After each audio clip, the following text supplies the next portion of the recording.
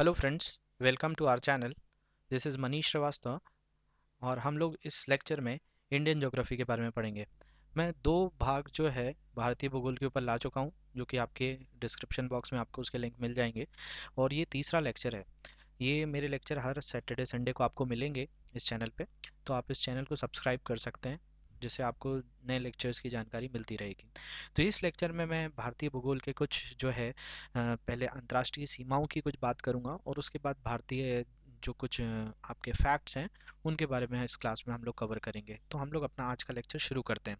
तो सबसे पहले अगर हम बात करें, तो आज हम पढ़ने वाले हैं अंतर्राष्ट्रीय सीमाएं, जिनको बोलते हैं इंटरनेशनल बाउंड्री, कि हमारे भारत की किस किस के साथ अंतर्राष्ट्रीय सीमाएं, या विश्व में भी जो भी प्रमुख जो अंतर्राष्ट्रीय सीमाएं हैं उनके बारे में इस लेक्चर में आपको बताया जाएगा।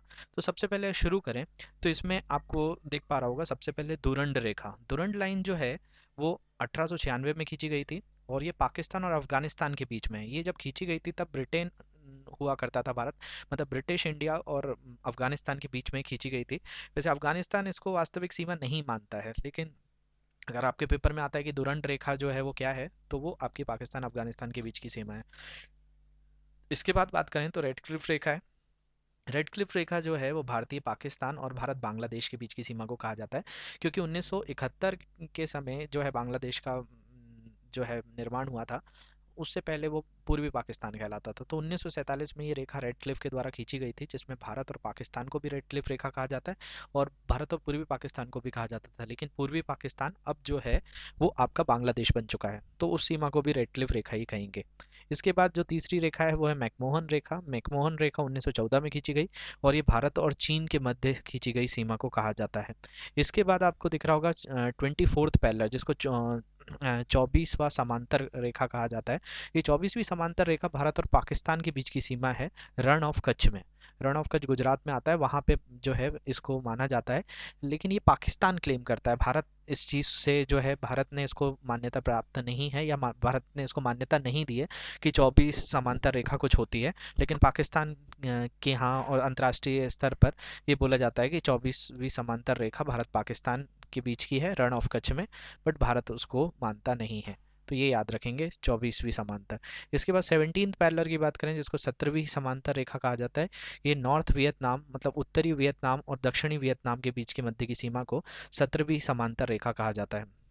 इसके बाद अगर हम बात करें, तो इसके बाद जो है रेखा 38वीं समांतर रेखा है, 38th पैरेलल। ये आपका दक्षिण कोरिया और उत्तर कोरिया के बीच में है। उत्तर कोरिया का आपको पता होगा किंग जोंग के बारे में, जो कि काफ़ी वहाँ का डिक्टेटर राजा है। तो वो जो है 38वीं पैरेलल जो है उत्तर कोरिया और दक्षिण कोरिया के बीच में है। अभी आपने न्यूज़ में सुना भी होगा, उत्तर कोरिया के जो प्रेसिडेंट थे उनको बोला जा रहा था कि उनकी डेथ हो गई है, लेकिन बाद में पता चला कि वो स्वस्थ हैं, उनकी सर्जरी हुई थी, ठीक हो गए हैं वो। इसके बाद 49वीं जो समांतर रेखा है, 49th पैरेलल, ये कनाडा और यूएसए के बीच में है। कनाडा और यूएसए के मध्य जो रेखा आती है, जो उनकी सीमा को बनाती है, उसको 49th पैरेलल कहा जाता है। इसके बाद जो अंतर्राष्ट्रीय रेखा है उसको कहा जाता है हिंडनबर्ग रेखा। हिंडनबर्ग रेखा जो है प्रथम विश्व युद्ध के समय खींची गई थी। जर्मनी और पोलैंड की सीमा को ये बताने वाली हुआ करती थी। तो ये प्रथम विश्व युद्ध के समय हिंडनबर्ग ने इसको बताया था, तो इसलिए इसको हिंडनबर्ग रेखा कहा जाता है। इसके बाद अगर हम बात करें मैगिनॉट रेखा, मैगिनॉट रेखा जर्मनी और फ्रांस के बीच में जो समांतर जो भूमि है उसको कहा जाता है। उसके बाद अगर हम बात करें सिगफ्रेड लाइन, सिगफ्रेड लाइन जो है ये भी जर्मनी और फ्रांस के बीच में है, लेकिन ये जो खींची गई थी ये दूसरे विश्व युद्ध के समय, ये इसमें दीवार बनाई गई है, वॉल्स मिनारेट्स का फॉर्मेशन हुआ है, दीवारों की बनाई गई थी दूसरे विश्व युद्ध में, कि वो समांतर रेखा जो थी उससे ये पता चलता था कि इस तरफ जो है जर्मनी है और दूसरी तरफ फ्रांस है। तो उसको दीवारों से जो है उस समय निर्मित की गई थी। सेगफ्रीड ने इसको बनाया था, इसलिए इस सेगफ्रीड के ही नाम पर इस समांतर रेखा को जो है सेगफ्रीड लाइन कहा जाता है, जर्मनी और फ्रांस की। तो ये कुछ अंतर्राष्ट्रीय जो हैं रेखाएं थी जो मैंने आपको आज की क्लास में डिस्कस करी हैं। तो हम लोग फिर से एक और बार देखते हैं। हमने सबसे पहली जो है बात अंतर्राष्ट्रीय सीमा की करी थी। तो अंतर्राष्ट्रीय सीमा में हमने सबसे पहले दुरंट रेखा की बात करी। दुरंट रेखा भारत और पाकिस्तान और अफगानिस्तान के बीच की रेखा को कहा जाता है। रेड क्लिफ रेखा भारत पाकिस्तान और बांग्लादेश के बीच की रेखा है। मैकमोहन रेखा भारत और चीन के बीच में है। 24वीं समांतर भारत पाकिस्तान को है, लेकिन भारत इसको नहीं मानता है। 17वीं समांतर रेखा उत्तरी वियतनाम और दक्षिणी वियतनाम के मध्य है। इसके बाद 38वीं समांतर रेखा जो है वो उत्तर कोरिया और दक्षिण कोरिया के मध्य है। 49वीं जो समांतर रेखा है वो कनाडा यूएसए के मध्य है। और हिंडनबर्ग रेखा जर्मनी पोलैंड के बीच में है, जो प्रथम विश्व युद्ध के समय खींची गई थी। फिर मैगी नॉट रेखा जो है जर्मनी और फ्रांस के मध्य खींची गई थी। सेगफ्रीड लाइन जो है जर्मनी और फ्रांस के मध्य खींची गई थी, जो कि दूसरे विश्व युद्ध के समय हुई थी। पहला विश्व युद्ध मैं आपको बताना चाहूँगा 1914 से 1918 के मध्य हुआ था, और दूसरा विश्व युद्ध 1939 से 1945 के मध्य हुआ था। तो ये जो है अंतर्राष्ट्रीय सीमा है। इसके बाद अगर हम आगे लेक्चर में बात करें तो हम लोग जो है आगे की चीज़ें बात करेंगे, जिसमें भारत के कुछ जो है फैक्ट्स के बारे में बात करेंगे। अगर जो है ये चीज़ें आपको समझ में आ रही हैं तो हमारे कमेंट बॉक्स में जो है इसका अप्रिशिएशन हमको देते चलिए, तो हमको पता चलेगा कि आपको लेक्चर्स में क्या सुधार चाहिए, किस तरह की चीज़ें चाहिए, तो वो हम लोग उस तरीके से लेक्चर को और भी अच्छा बेहतर बनाते जाएंगे। इसके बाद अगर हम बात करें तो हम भारत के फैक्ट्स के बारे में बात करेंगे, जो इंडिया के फैक्ट्स हैं उनसे रिलेटेड। तो यहाँ पे मैं इंडिया के फैक्ट्स से रिलेटेड आप के जो हैं कुछ चीज़ें क्लियर करता हूँ। सबसे पहले अगर हम बात करें तो भारत की सबसे लंबी नदी, लॉन्गेस्ट रिवर की बात करें तो भारत की सबसे लंबी जो नदी है वो गंगा है। गंगा की लंबाई 2525 किलोमीटर है। ये गौमुख गंगोत्री से उद्गम होता है इसका, और ये बंगाल की खाड़ी में जाकर मिल जाती है। ये जो है सबसे बड़ा डेल्टा बनाती है, जिसको सुंदरबन डेल्टा कहा जाता है ब्रह्मपुत्र के साथ। लेकिन अगर देखा जाए तो भारत की सबसे बड़ी जो है लार्जेस्ट रिवर जिसको बोला जाता है कि ये जो है आयतन के अनुसार सबसे बड़ी नदी है। मतलब लंबाई में जो देखा जाए तो गंगा बड़ी है, और आयतन के अनुसार देखा जाए, वॉल्यूम वाइज देखा जाए तो ब्रह्मपुत्र बड़ी है। ब्रह्मपुत्र की वैसे लंबाई 2900 किलोमीटर है, लेकिन ये भारत में 700 किलोमीटर लगभग ही है, क्योंकि ये शुरू जो होती है ये आपका मानसरोवर झील के पास चिंग युंगडुंग जो है हिमनद है, ग्लेशियर है, उसके पास से इसका उद्गम होता है।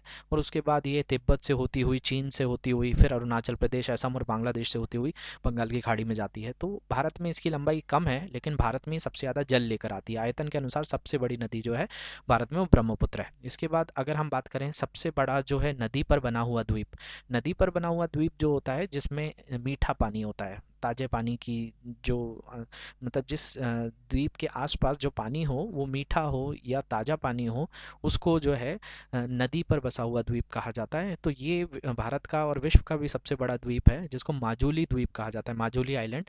अभी असम जिले में आता है, 1500 वर्ग किलोमीटर में फैला हुआ है, और इसको असम ने जो है अपना एक जिला भी घोषित कर दिया है। इसके बाद बात करें लार्जेस्ट ओशियनिक आइलैंड, भारत का जो सबसे बड़ा जो समुद्री द्वीप है वो है मिडिल अंडमान, जिसको मध्य अंडमान भी कहा जाता है। जैसे कि मध्य अंडमान जो है वो समुद्री पानी है, समुद्री पानी खारा होता है, लेकिन माजुली के आसपास जो पानी है वो मीठा, वो नदी का पानी है। तो ये दोनों में अंतर आप ज़रूर समझिएगा। फिर अगर हम बोलें कि भारत का सबसे ऊंचा बांध कौन सा है, हाईएस्ट डैम कौन सा है, तो सबसे ऊंचा बांध जो है तेहरी बांध है। ये जो है भागीरथी नदी के ऊपर है, 265 किलोमीटर। ये उत्तराखंड में आता है तेहरी बांध, जिसकी ऊंचाई 265 है। तो ये आपको एग्जाम्स में जितनी भी चीज़ें मैं बता रहा हूँ एग्जाम्स में पूछी जाती हैं आए दिन, तो आप इससे बहुत सारे मार्क्स स्कोर कर सकते हैं। इसके अगर हम बात करें तो जो है तेहरी बांध जो है वो सबसे ऊंचा बांध है।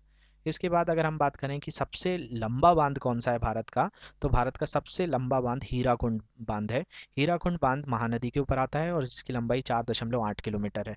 इसके बाद बात करें कि भारत का सबसे लंबा जो सेतु कौन सा है, ब्रिज कौन सा है, तो लॉन्गेस्ट सेतु जो है या लॉन्गेस्ट ब्रिज जो है वो भूपेन हजारिका सेतु है, जो कि आपका लोहित नदी के ऊपर बनाया गया है। ये 9.13 किलोमीटर का है, और ये लोहित नदी जो है ब्रह्मपुत्र की ही एक सहायक नदी है, उस पर बनाया गया है, ये असम में है। इसके बाद बात करें भारत का सबसे ऊंचा जो जलप्रपात है या वाटरफॉल है, उसको जोग कहा जाता है, इसकी ऊंचाई 260 मीटर है। इसके बाद अगर हम बात करें कि भारत की सबसे बड़ी जो नहर है, सबसे लंबी नहर, वो है इंदिरा गांधी नहर। इंदिरा गांधी नहर जो है ये आपकी सतलज नदी से और ब्यास नदी से निकले हुए जल को राजस्थान में पहुंचाया जाता है, पंजाब से उसी पर बनाई गई है, जो कि इंदिरा गांधी कैनाल कहलाती है या इंदिरा गांधी नहर। तो ये भारत की सबसे लंबी नहर है। इसके बाद अगर हम बात करें कि सबसे लंबा बीच, बीच जो समुद्र के किनारे का जो भाग होता है उसको बीच कहा जाता है, तो भारत का सबसे लंबा बीच मरीना बीच है, जो चेन्नई में है। इसके अलावा विश्व का सबसे बड़ा बीच जो है वो कॉक्स बाजार है, बांग्लादेश के पास है। तो भारत में जो है ये दूसरे नंबर का है, सबसे जो लंबा आता है, जिसको मरीना बीच कहा जाता है। इसके बाद अगर हम बात करें तो यहाँ पर हम लोग बात करेंगे सबसे लंबी तटीय रेखा। तो सबसे लंबी तटीय रेखा ये भी मैं पिछले लेक्चर्स में बता चुका हूँ आपको, तो आप वो लेक्चर्स भी ज़रूर देखें। तो सबसे लंबी जो तटीय रेखा है वो गुजरात के पास है, जो कि 1600 किलोमीटर है।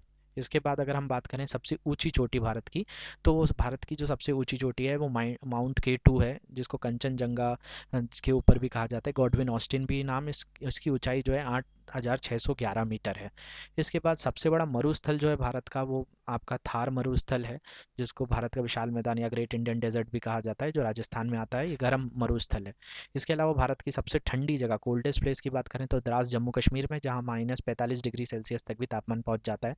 भारत में सबसे गर्म जगह ब्रियावली बीकानेर जोधपुर के पास है, जहाँ 56 डिग्री सेल्सियस तक भी तापमान पहुंच जाता है।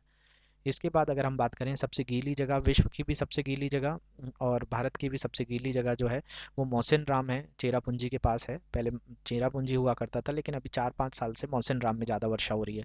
तो मौसिन राम जो है भारत का सबसे गीली जगह है, जिसमें 1220 सेंटीमीटर प्रति वर्ष वर्षा गिरती है। तो ये सबसे मेघालय में है। इसके बाद भारत का जो सक्रिय ज्वालामुखी है, जिसको एक्टिव वॉल्केनो कहा जाता है, भारत का सक्रिय ज्वालामुखी बैरन द्वीप है, जो अंडमान निकोबार में है। ये भारत का एकमात्र ऐसा द्वीप जो है ज्वालामुखी है जो कि सक्रिय है, एक्टिव है। इसके अलावा भारत का सबसे बड़ा डेल्टा, जो मैंने आपको बताया था गंगा नदी के ऊपर है, वो सुंदरबन डेल्टा है। इसके बाद सबसे बड़ी गुफा जो है वो अमरनाथ गुफा है, जो कि जम्मू कश्मीर में। अभी अमरनाथ गुफा यात्रा पर लॉकडाउन के कारण रोक लगी हुई है, लेकिन ये सबसे बड़ी गुफा है। इसके बाद बात करें सबसे बड़ा पठार, तो ये दक्कन का पठार है, जिसका क्षेत्रफल 1 लाख वर्ग किलोमीटर है। तो ये जितनी भी चीज़ें एग्ज़ाम में कई बार आपसे पूछी गई हैं, तो इनको यहाँ से आप अच्छे से बनाएंगे और जो है एग्ज़ाम्स में स्कोर कर पाएंगे। तो यहाँ पे हम लोग एक और बार इस चीज़ को कवर करते हैं और देखते चलते हैं। सबसे पहले हमने बात करी सबसे लंबी नदी गंगा, सबसे बड़ी आयतन अनुसार नदी ब्रह्मपुत्र, सबसे बड़ा नदी पर बसा हुआ द्वीप माजुली द्वीप, सबसे बड़ा जो है समुद्री पर बसा हुआ द्वीप मध्य अंडमान, सबसे बड़ा बांध तेहरी बांध, सबसे लंबा बांध हीराकुंड बांध, सबसे लंबा सेतु भूपेन हजारिका सेतु, सबसे ऊंचा जलप्रपात जोग, फिर सबसे लंबी नहर इंदिरा गांधी नहर, सबसे बड़ा बीच मरीना बीच चेन्नई में, सबसे लंबी जो है तटीय रेखा गुजरात 1600 किलोमीटर, फिर सबसे ऊंची चोटी K2 या गॉडविन ऑस्टिन 8,611 मीटर, सबसे बड़ा मरुस्थल थार, सबसे ठंडी जगह द्रास, सबसे गर्म जगह बीकानेर, सबसे गीली जगह मौसिन राम मेघालय में, सबसे भारत का एकमात्र सक्रिय ज्वालामुखी बैरन द्वीप, सबसे बड़ा जो है डेल्टा सुंदरबन डेल्टा, सबसे बड़ी गुफा अमरनाथ गुफा और सबसे बड़ा पठार दक्कन का पठार। तो मुझे लगता है ये चीज़ें आपको समझ में आई होंगी। यहाँ पर हमने अपना जो पहला इंट्रोडक्शन ऑफ इंडिया है, वो जो भारत की जितने भी सामान्य जानकारियाँ थी उनको कर लिया है। अगले लेक्चर में हम लोग जो है भारत के पठार, पर्वत, नदी, द्वीप, इन सब चीज़ों को कवर करेंगे। तो अगर आपको हमारे लेक्चर पसंद आ रहे हैं तो हमारे कमेंट सेक्शन में आकर जो है हम इस चीज़ को अप्रिशिएट करिए और हमारे चैनल को सब्सक्राइब करिए, बेल आइकन को क्लिक करिए, ताकि आपको कोई भी नया लेक्चर आए तो आपको उससे पता चल सके। तो thank you very much, this is all about, this is Manish Shrivastava signing of.